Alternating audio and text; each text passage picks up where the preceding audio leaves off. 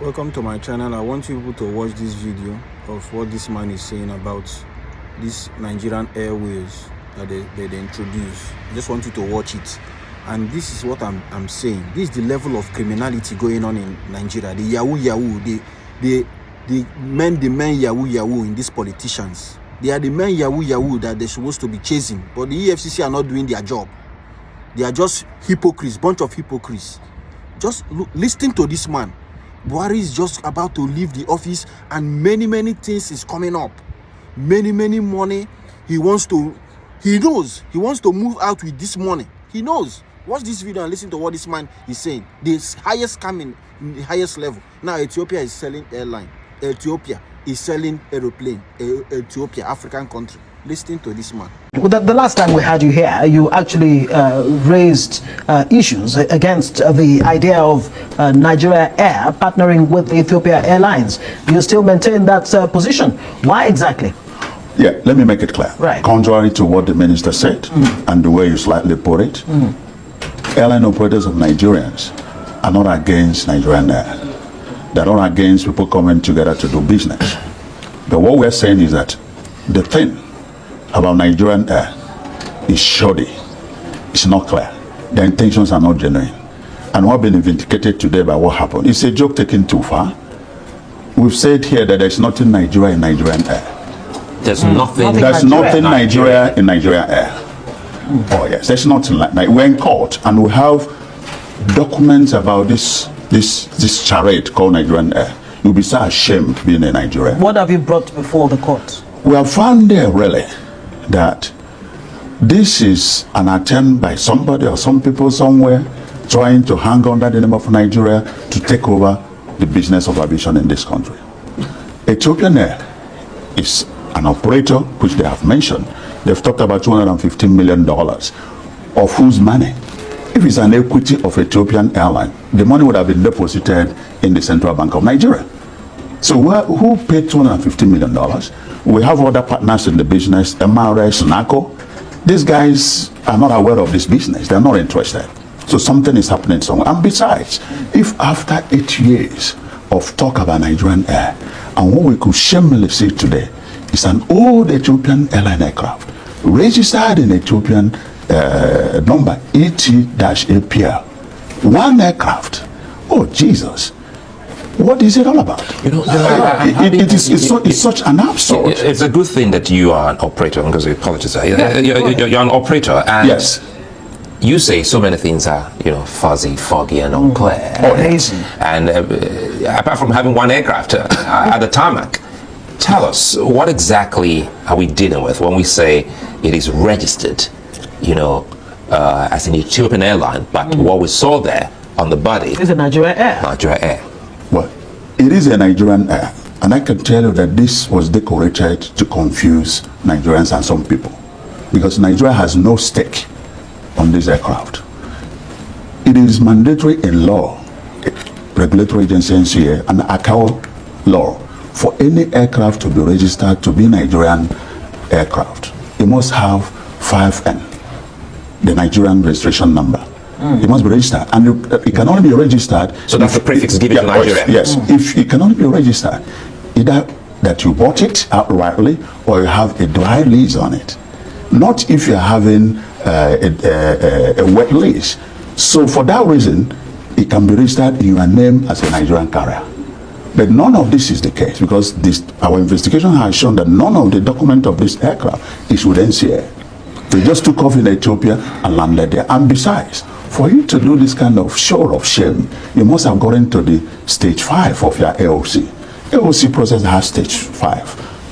First stage, you have to express your interest to have AOC. The second stage is that they will review what they call PASI, your application AOC to know, Air Operating Certificate. Right. Yeah. So the second stage that the NCA will review your application, evaluate it, and if it is okay, then you can submit your manuals. That is, your manuals are every other thing about the specification, the SOP, and all that and all that. And the second stage is that they will inspect your allocations of operations to make sure it's according to the standard. Then the fifth and final stage is flight demonstration and operation. This AOC process of the so-called Nigerian Air is still in stage 1. The reason being that the minister and his co-travelers do not want to go through the process. Thanks to NCA, part of the things we are struggling for here is that when we talk about AOC, it's like you're going to university, pass your degree, and given a certificate.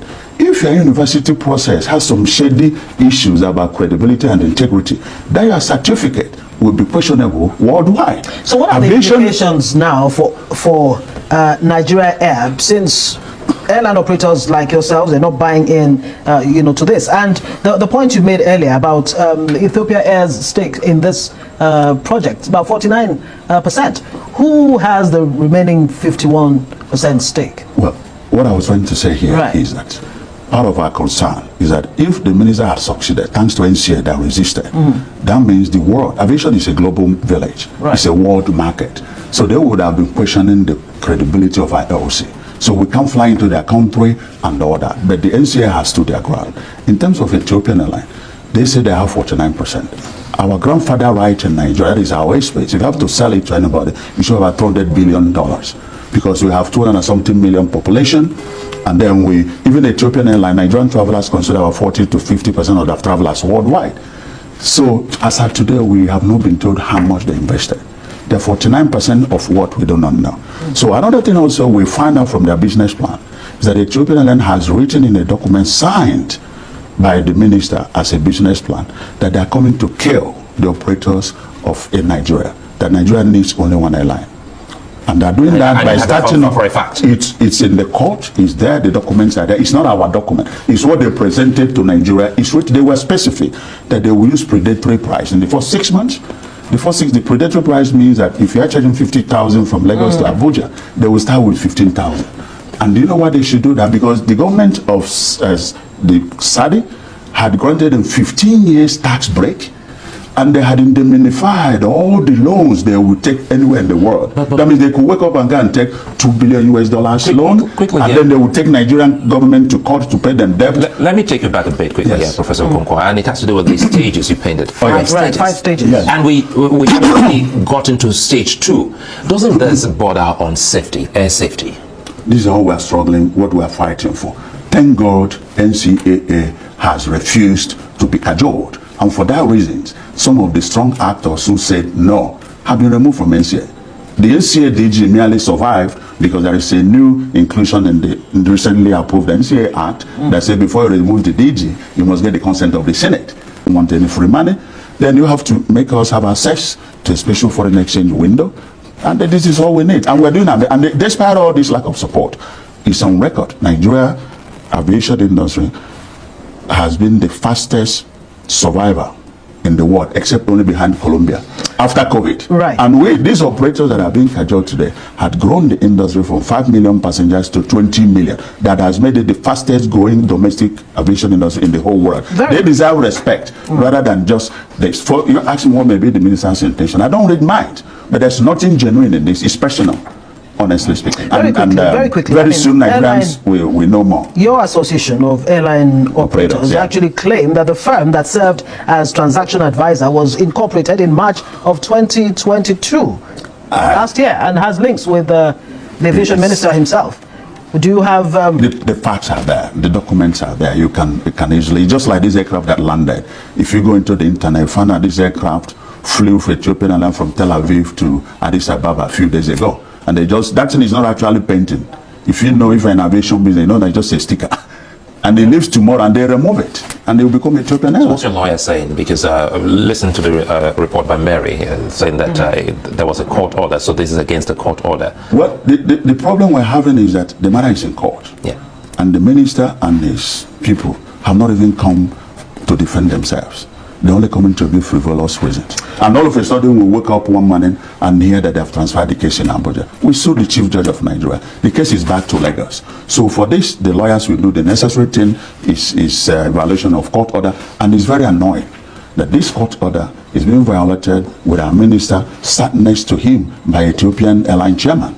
This is a country that did not even allow Nigeria to fly through Ethiopia to go and rescue our people in Uganda, in Sudan. And then they were there. It's an insult to our sovereignty. It should not be allowed. We feel ashamed. And don't forget also what has happened. This Ethiopian airline has been hovering around Nigeria, trying to latch on to some corrupt, unpatriotic people to exploit us. The first person they approached was APC. They had offered to give him over 30 million US dollars every month to operate under him. Out of his patriotic zeal, he refused because he knows the negative impact it should have on the Nigerian airline. But somebody else somewhere may have seen or heard about it and wanted to do it in his own way. That is what is happening. We are supporting, as we speak today, there are about 20 AOC documents under process in NCA. In the last 6 months, 2 airlines have joined, Canem Air, Rano Air, and we are operating under one umbrella. We want as many as possible if they can, but we don't want the one that is coming to wreck us. We don't want the one that will come in to shame the integrity and sovereignty of this country.